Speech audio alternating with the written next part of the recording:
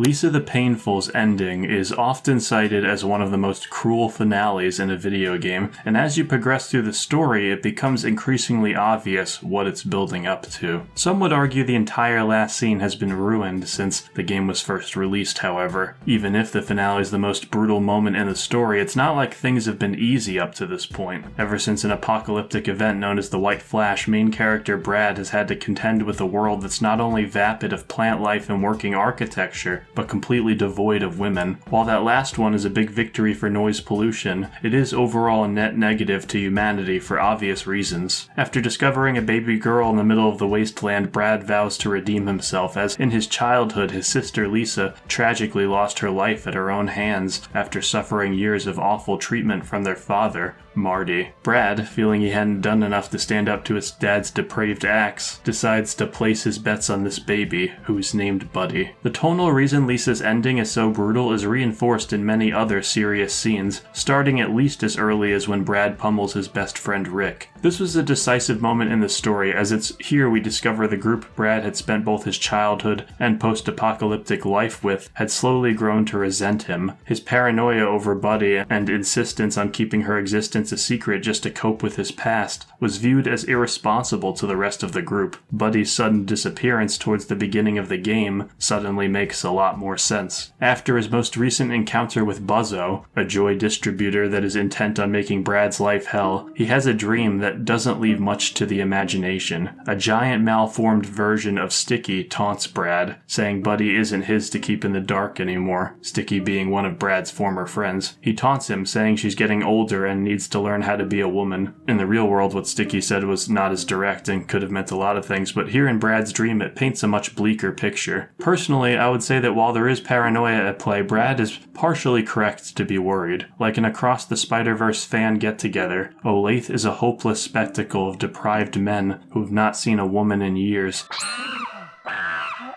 It's a scary, lawless wasteland littered with mercenary groups. The ability to conduct something as important as repopulation humanely is questionable at best and reprehensible at worst. The details are big question marks as well. Are they going to wait until Buddy gets older? Are they going to start as soon as they can to maximize human output for her entire lifespan? Even if rules are in place, how will they stay in check? Consciousness rears its head, and with it an entire world. The aftertaste of joy stains Brad's mouth as Olathe dissolves into view. Dead men punctuate the area, but this is nothing he hasn't seen. Buddy remains top priority. Pressing forward, cave walls elongate into a smooth red hallway, a coffin waiting at the tail end. We're in a flashback. Lisa the Painful is really good at feeding past context to the player without sacrificing momentum, owed to its smooth transitions and quick runtimes of the sequences. We find ourselves at Lisa's wake and unfortunately are the only ones in attendance, reinforcing the cruelty of her upbringing in that not only was she going through acts that were unbearable for most, but she had no friends to lean on either. Olathe comes back like it always does, and in the distance we hear that song that they absolutely butchered in the definitive edition. It's here you can participate in the most effective way to level in the game, the Eternal Wrestling Championship. I always liked optional content in turn-based games that puts you through a gauntlet, like the Pit of 100 Trials and the 1,000-Year Door, so seeing this was a welcome surprise. Completing it also unlocks a really useful character, Shocklord, who also happens to be the creator's favorite party member. His primary and only attack costs SP, but damages all enemies, so he'll probably fit comfortably into whatever party comp you're trying out. Wrestling is fun and all, but it never takes too long for things to get dreary, and that's exactly what happens when we run into Buzzo again. As with his other encounters, he offers us another impossible choice. This time he lets you choose between carving off a piece of Buddy's chest or wiping out your entire party. By entire party, he means the 3 you have equipped at the moment, so provided you do a repeat playthrough and know this part is coming, you can technically choose 3 party members you don't care for and sacrifice them instead. Nice. Buzzo is especially greedy this time though and demands even more. He asks for one of Brad's limbs or that he forfeit all his items. If you make the mistake of asking why he's doing all of this, he'll just do both and carve off a piece of you while also taking all your stuff, like my ex.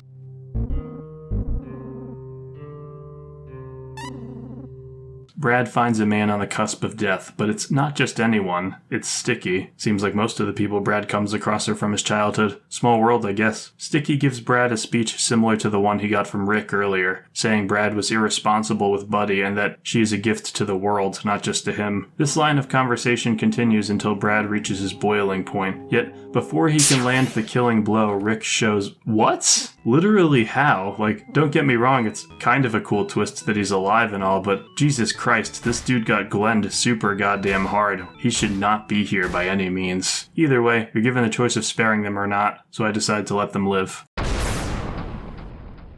I lied.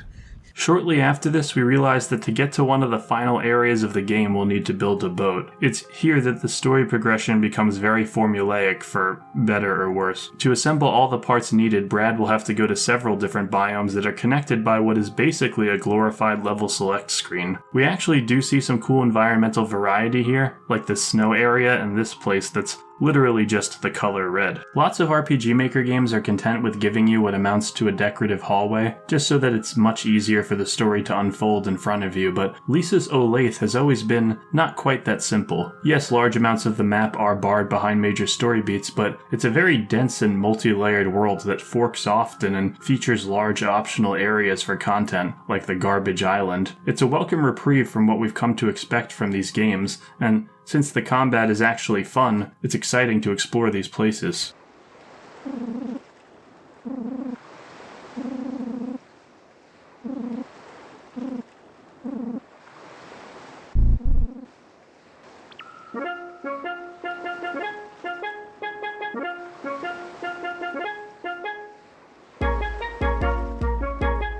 After gathering all the pieces needed to cross, the sailor makes no secret of what he needs in exchange for helping Brad, saying he wants a piece of Buddy. Predictably, a fight commences. It's rare that a game will be so open about how evil its characters are, but painful leaves little to the imagination.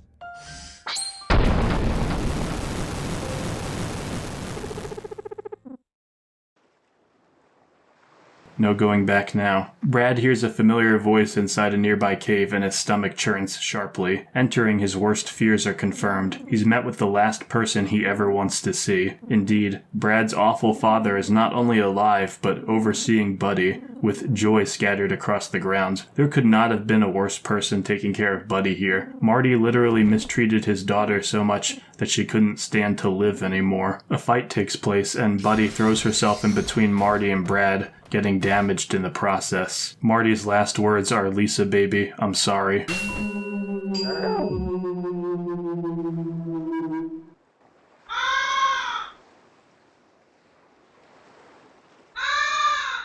Brad has had a habit of passing out during pivotal story moments, and this scene continues that tradition. He wakes up to Marty eviscerated and his boat gone, having been taken by Buddy. Only one way forward now.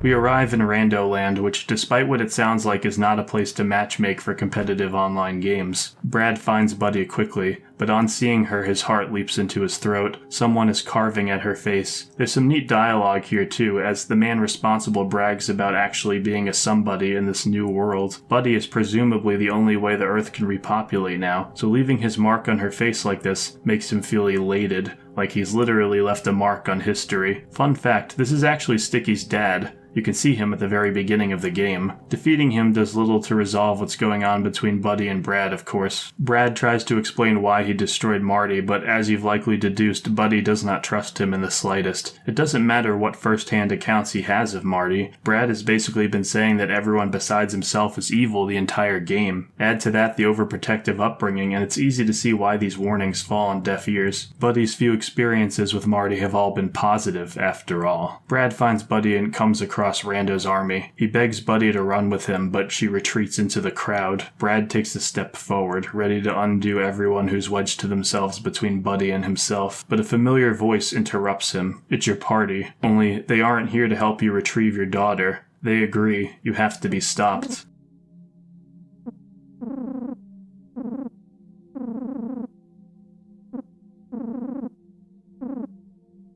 What's cool is dialogue here changes depending not just on which party members you take, but what their position is in your comp. Some will feel empathy towards Brad, like Shocklord, who doesn't even want to fight, while others will voice their contempt that they had all along.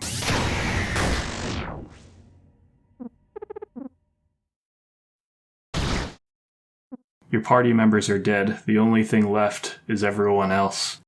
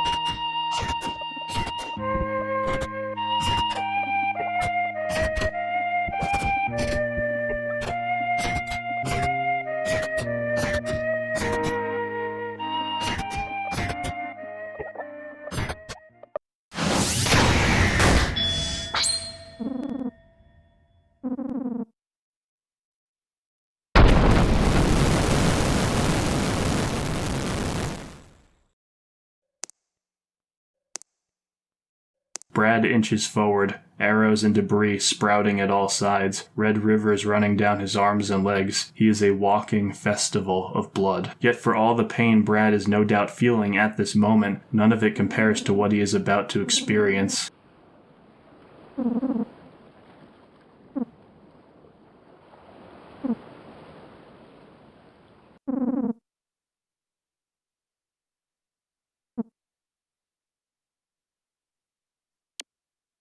If ever there was a scene you could point to in Lisa to illustrate what makes it different from most RPG Maker games, or games in general, it would be this one. At the pinnacle of his pain and suffering, Brad is told the last thing he ever wants to hear. His second chance he'd been clinging to make up for his complacency and his sister's death, has gone to waste. Kicked while he's down, the universe is not indifferent to his suffering, it enjoys it. As the player, it is, to put it lightly, devastating to see this spiral. To see such a well-intentioned father figure fall so far. Redemption arcs are amazing to witness, especially when the character successfully overcomes whatever it is from their past they're trying to defeat, but here, it's too cruel. There is one more scene left in Lisa the Painful, but before we touch on that, I just want to say, atmospherically and tonally, Lisa is an anomaly. I have been through many a no man's land in video games, but zero have felt as unique or absorbing in its setting as Olathe's. It's a world where laughter or tears are always one step away, owed to its insane gags and simple but impactful writing. Its sheer reinforcement of its hatred for the player is enough that it would make almost any other game blush. In God of War, Kratos is at the very least applauded and validated for his willingness to change, for going the length to overcome the darkest parts of his past so that he can foster a future. But in Lisa, no such reassurance is granted. No one recognizes Brad as genuinely trying to better himself, and why would they? Brad's barbaric approach in making sure his daughter's life doesn't doesn't end up like his sisters, does little but inflict harm on others. He leaves a trail of destruction everywhere he goes. He does not have the self-awareness to see that his own intentions, while pure, are poison to everyone else. It's more about what he wanted than what was actually good. It might feel cruel to end things this way, but considering Lisa's story is basically a boss rush of every negative emotion, a painful ending can't be considered inconsistent by any means. The player, being the only one who recognizes how deep down Brad wasn't actually a bad guy, is so tragic and frustrating.